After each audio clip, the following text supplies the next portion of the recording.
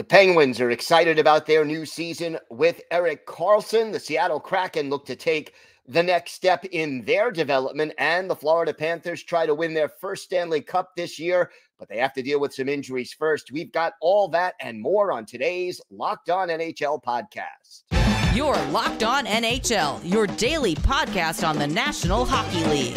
Part of the Locked On Podcast Network, your team every day.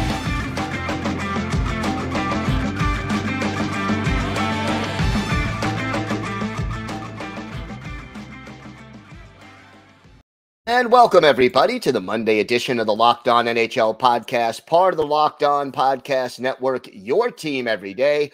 I want to thank everyone who makes Locked On NHL your first listen every day. Don't forget to subscribe on YouTube or wherever you get your podcasts so you can get new episodes as soon as they drop. And you can now find us on SiriusXM on the SXM app. Just do a search for Locked On NHL. Today's episode is brought to you by Sleeper. Download the Sleeper app and use promo code LOCKEDONNHL to get up to a $100 match on your first deposit. Terms and conditions apply. See Sleeper's terms of use for details. It is my pleasure to welcome back to the show a familiar face for Locked On NHL viewers and a familiar voice for listeners, Hunter Hodies of Locked On Penguins. And Hunter, exciting times in Pittsburgh. It seems like the trade for Erik Karlsson has just given a lot of juice to this organization. Talk to me about what a difference psychologically, emotionally, this move has made for this team this offseason. Yeah, I think it's breathed some new life into the fan base heading into the year. You get a difference maker like that on the team, it opens up a whole bunch, I think, of possibilities for this team this year. And for once, Kris Letang doesn't have to do it all himself on the back end. I mean, when Gonchar was there, but that was toward the end of his career, Letang had someone there to help him, but I don't think he had someone this good. You know, Erik Karlsson's going to be going to the Hall of Fame, I think, someday. He's one of the best defensemen on the planet. And the fact that they didn't have to give up anything to get him, it was the classic trade all your bad players for one good player trade. And now you have him, and he's playing, 1B type minutes, and he's playing out there with Evgeni Malkin, and he's already had some really nice plays on the power play. He's going to make such a huge difference for this team this year. I think for the first time in quite a while, I think a good chunk of the fan base is excited for a season to start. And I know last season didn't go according to plan, but with all the moves they've made, not even just Karlsson, I think everyone is just excited to see how this goes. And for Karlsson alone, having him out there on the power play, opening up that possibility with him and Letang and Crosby and Malkin, it worked really well in the dress rehearsal against Buffalo. You hope that continues in the regular season. And then at 5-on-5, he makes plays with the puck that most defensemen in this league can't. So, the players are super excited. The fans are super excited. And I know the front office is super excited as well. Now, one thing we did see in that preseason finale, Sidney Crosby dropping the gloves in a preseason game. Talk to me about what happened and what does this say about the emotional state of this team?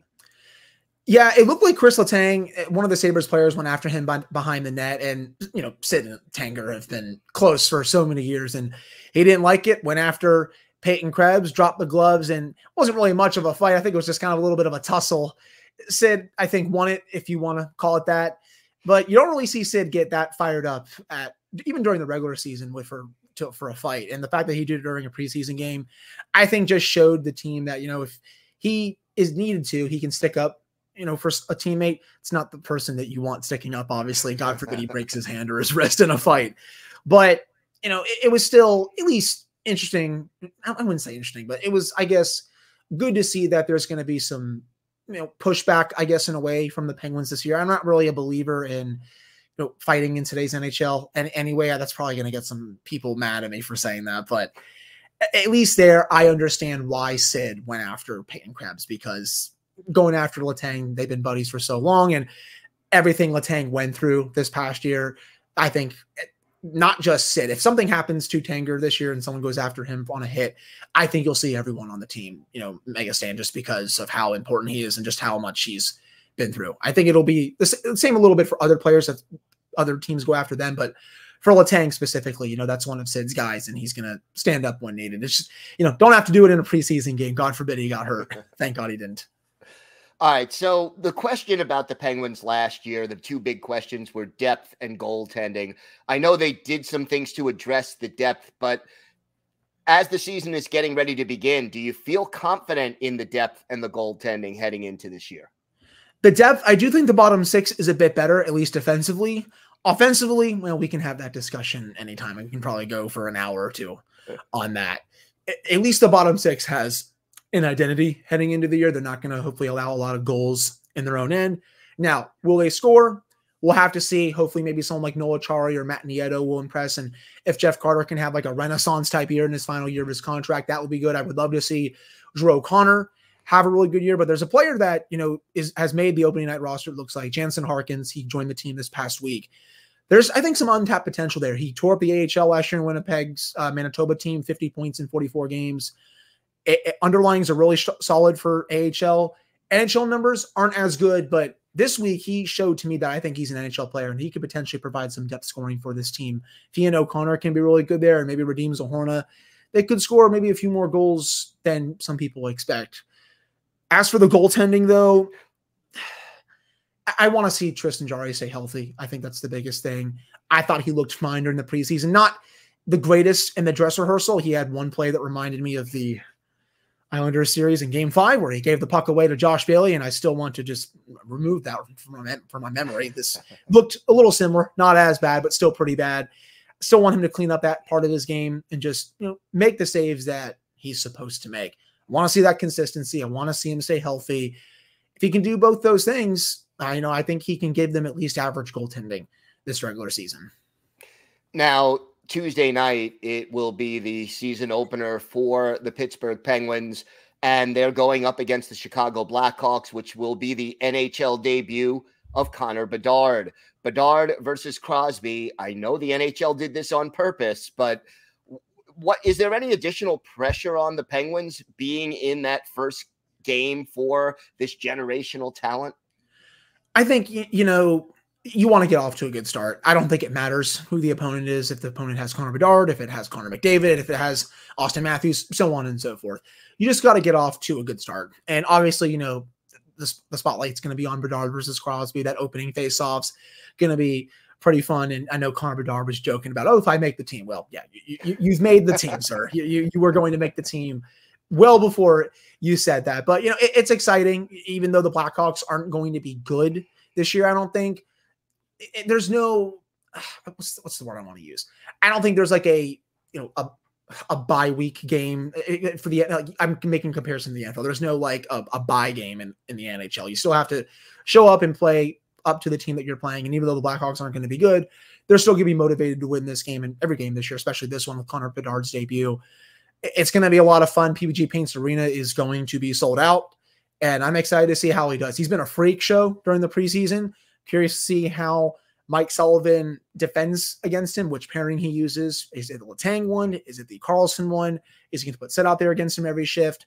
It's going to be a lot of fun, and I'm super excited to be at the arena to just see how it goes. Should be interesting. All right, real quick, what is the key for the season for the Pittsburgh Penguins this year? The key for the season, I think just having, it's so cliche, but having the top six stay healthy. If they can do that, if Kris Letang and Erik Karlsson can perform as expected, this team should make the playoffs. I mean, I have them as a playoff team this year. If this team is built to score, and if they can do that, this team will make it. I think even with average goaltending to maybe even a little below average, I still think that could be good enough to get in. But that's the main key I'm looking for. If you want to back up, I think the other main key is just Tristan Jarry staying healthy. He needs to stay upright. He needs to stay consistent. He just signed a massive contract. He needs to show that he is capable of being a number one goaltender in the NHL. He's shown it before, but he's been banged up the last year and a half. It's time to be more consistent, especially now that you're making over $5 million per year. So I'll give you 2 on that one. Fair enough. Hunter, why don't you tell our viewers and our listeners where they could find the podcast and where they could find you on social media? So you can find the Locked On Penguins podcast wherever you get podcasts: Apple, Spotify, YouTube, Amazon Music, SiriusXM. I'm one of the co-hosts on there. Patrick Damp is my other wonderful co-host. We have episodes Monday through Friday. You can follow me on Twitter at Hunter Hodies, and we'll have our season preview episode up on Monday before we preview the opener on Tuesday against the Hawks. All right, Hunter, always a pleasure. Thanks so much for joining us today. Yes, thank you.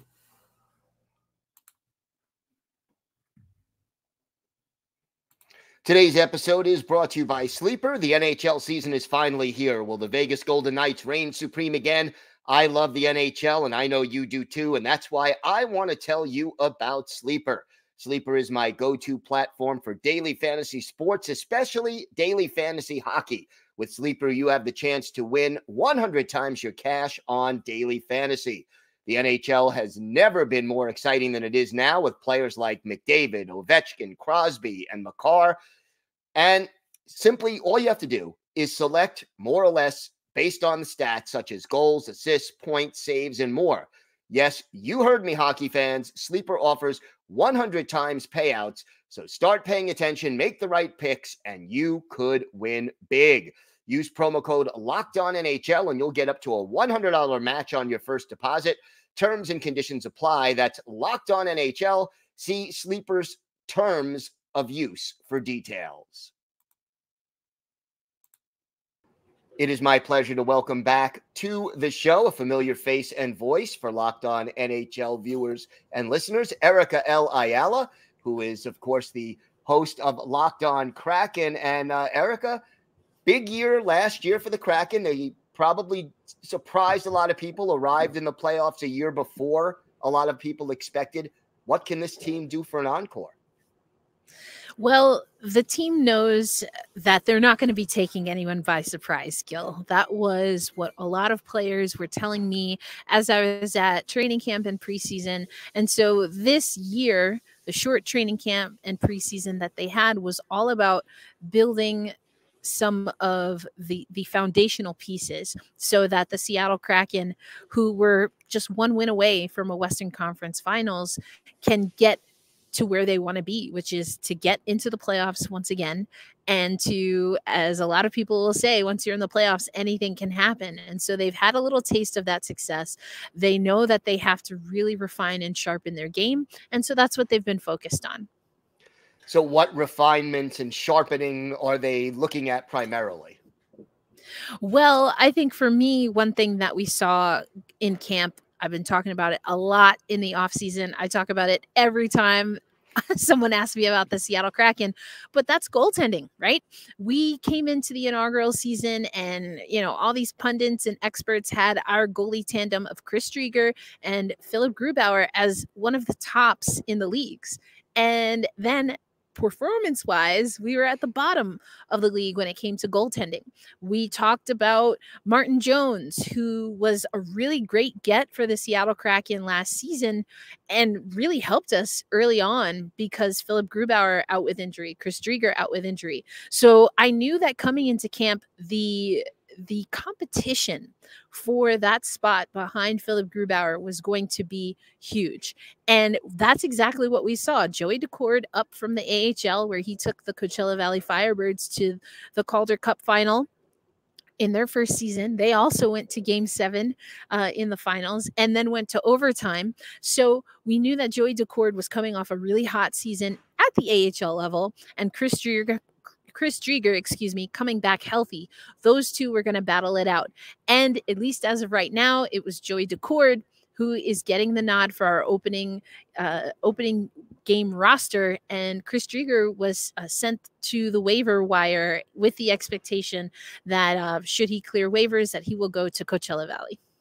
You know, you talked about the waiver wire, some surprises on those cuts, including Shane Wright, former first-round pick. Talk to me about him and some of the surprises that you saw on cutdown day. Well, that's the thing. I personally wouldn't call Shane Wright going back to the AHL a surprise. I thought he was going to have to really show a lot of improvement. He has steadily improved every opportunity that he gets in camp, every opportunity that he has with leadership when it comes to the Coachella Valley Firebirds. And he showed that again in camp. That being said, you have Alex Wenberg, Yanni Gourde, Matty Beniers, that are the other centermen with the Seattle Kraken. And was he ready to replace any one of those three? And as well as Pierre-Edouard Bellemare, who we brought in? No. The answer is straightforward is no. Does that mean he had a bad camp? No, this is why the Seattle Kraken wanted to make sure they had clarification on whether he was going to be able to go back to the AHL, or if with that one game, he was one game shy of being clear, if he was going to have to go back to junior hockey. Once we had that decision, I think ultimately, that was something good for the Seattle Kraken. But Shane Wright was one of those final players in the mix for the Seattle Kraken. And I think, again, that shows how strong his camp was.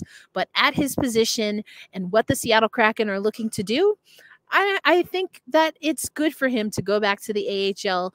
Dave Haxtell told media that there are specific things that the Kraken have asked him to work on, and he'll have time to do that in the AHL. And do you know what some of those things are? He did not, of course, get specific. But what we do know from talking to Shane Wright over the last couple of weeks is that faceoffs are a focus for the Seattle Kraken overall. And again, bringing in Pierre-Edouard Bellemare, everyone, including Wenberg, who I spoke to, Matty Beniers, who I mentioned earlier, those are guys, and of course the Shane Wright, those are guys that are looking to Bellemare and his leadership. And Bellemare has been seen after every practice, after every morning skate, really pouring in there. So if I had to guess, that's one thing. Just from my eye test, I do think Shane Wright has good speed. He's good on his feet. I still think, though, that he needs to be a little bit more comfortable with absorbing contact and maybe even put on some weight so that he's not necessarily, let's just say, the target of some physical play from our opponents. So what were some of the other surprises in your mind as far as people who were sent down? I think, again, it's hard to say that it's a surprise. I think what I'd rather say is that Riker Evans made it very difficult for the Seattle Kraken to cut him, or I should say to reassign him to the Coachella Valley Firebirds. And he had a fantastic training camp and preseason. He was asked at times even to play on his offside. So we've seen that the Seattle Kraken have at times had to ask, for example, Justin Schultz to do that so that he could do that he could still perform well. I think, again, just shows how competitive this camp was when you have guys like Riker Evans and Shane Wright, or even Chris Drieger, some might argue, that are not going to make opening roster. I think where the Seattle Kraken absolutely got it right was with Ty Cartier. And we saw him come up during the playoffs last year when Jared McCann went down with his injury, upper body, but, concussion. And what I loved about how the Seattle Kraken have approached Ty Cartier is that they really lean into what you contribute at training camp, what you contribute during the preseason. And he's a perfect example. Undrafted, goes on to become the AHL Rookie of the Year, but that didn't come immediately. He really had to work hard, and he put in a lot of time with Dan Bilesma and Jessica Campbell, who we talked about on the last Women's Hockey Spotlight. But I like that Ty Cartier is getting an opportunity, and I don't think that he's necessarily going to play fourth line minutes. I think he really has a chance to make an impact on the Seattle Kraken this year. So break it all down now. Season's about to start. What are the keys to a successful season for the Kraken? The biggest key? The biggest key for me, and it's always this. I feel like I sound like a broken record, but even though we know who our goalie tandem is going to be, Philip Grubauer and Joey Decord, I wasn't super impressed. My eye test standards from what I saw from Philip Grubauer, now it's the preseason. We have to take it for what it is. But I was hoping that I'd see him just a little sharper. So I'm going to have a keen eye on goaltending for the Seattle Kraken. They're going to come here to where I am right now in Las Vegas. It's going to be a ring ceremony, a banner raising, all of that. And they're going to have to really buckle down. But for me, it really comes down to goaltending, not just how Philip Grubauer is going to do. Can he replicate his individual success in the playoffs, which was huge for us, but also how many games can Joey Decord give us at the NHL level? That's going to be key because, again, Martin Jones was so key for the Seattle Kraken last year. All right, should be an interesting year for the Kraken. Erica, why don't you tell our viewers and our listeners where they could find the podcast and where they could find you on social media? Sure thing, Gil. Well, of course, you can find Locked on Kraken everywhere and anywhere you listen to the Locked on NHL podcast, which is YouTube and all of your podcatchers. And you can follow the show at Locked on Kraken. That's also where you can find me. All right, Erica, thank you so much, and looking forward to seeing you again on the Women's Hockey Spotlight in a couple of weeks. Thanks, Gil. Always a pleasure.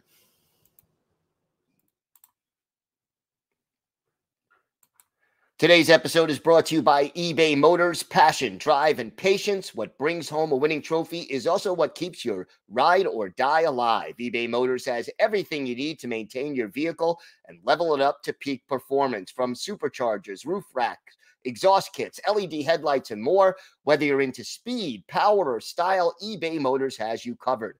With over 122 million parts for your number one ride or die, you'll always find exactly what you're looking for. And with eBay Guaranteed Fit, your part is guaranteed to fit your ride every time or your money back. Because with eBay Motors, you're burning rubber, not cash. With all the parts you need at the prices you want, it's easy to turn your car into the MVP and bring home that win.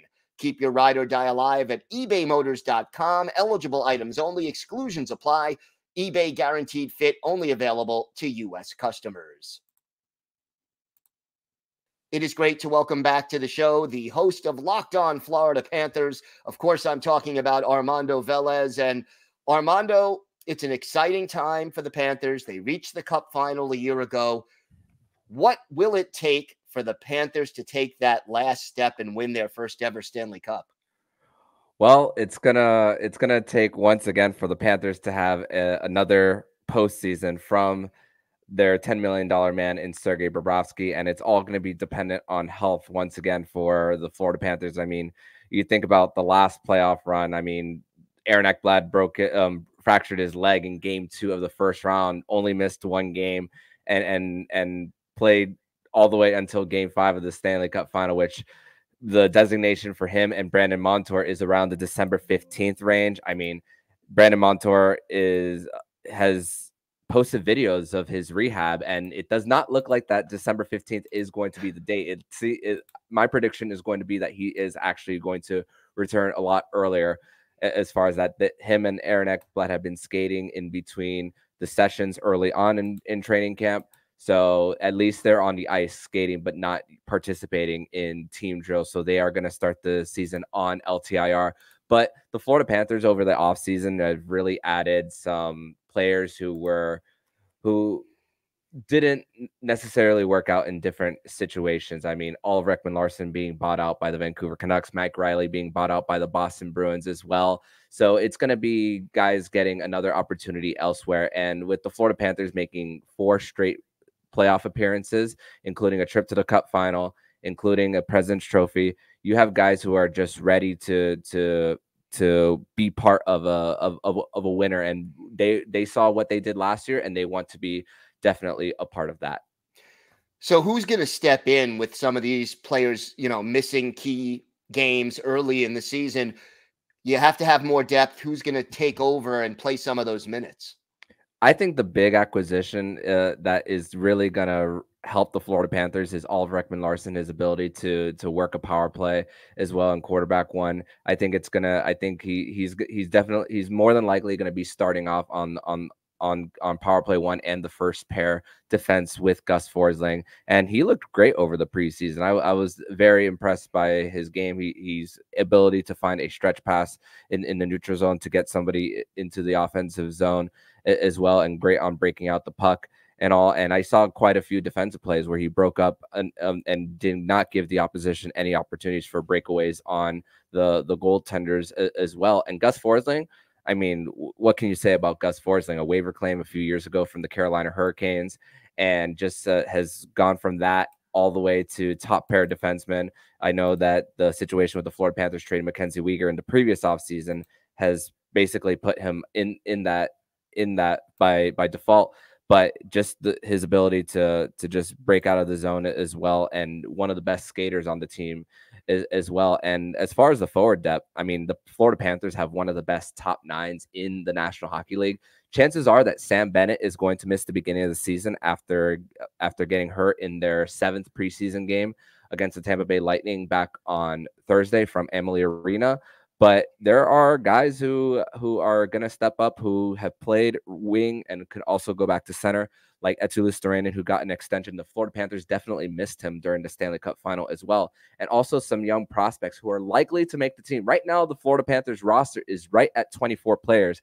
Juvis Belinskis has made the team for the Florida Panthers, coming from Czechia as well. And the only decision that the Florida Panthers have left to make is whether Brett Ritchie is going to be signed from his PTO as well. But he has been hurt for the latter half of training camp. So they still have that decision to make, and they could bring him in and possibly send a Justin Sordiff to the AHL. And the one that has impressed also the most in that top 9 has been Mackie Samoskevich, their first round pick from the 2021 draft. And he was playing on the line with Matthew Tkachuk, playing on the line with Anton Lundell as well. And definitely has been placed in different situations throughout the preseason, on power play too, on the right wing, on the left wing, second, middle 6. And Paul Maurice also even said with the young guys, they are going to be here to play the top minutes. They're not going to be here with the organization to play 4th line minutes or to be a scratch as well. So they are going to, Mackie Samoskevich is for sure going to get an opportunity. Justin Sordiff is a little bit more of a wild card, but we'll know a little bit more in the next 24 hours. Should be interesting to keep track of that. Were you surprised that Spencer Knight is going to start the season in the AHL? Not at all, honestly, because the way, even though he is on a 3-year extension now with his new contract, 4.5 AAV, he is still waivers exempt because he's only played 59 games in the NHL. Needed to surpass 80 in order to not be waivers exempt. And with bringing in Anthony Stolarz, not playing a game since February 18th, and the Florida Panthers don't have their first back-to-back until late November. The Paul Maurice spoke after Friday's training camp practice that it gives him an opportunity to get the starting minutes in AHL Charlotte to start the season.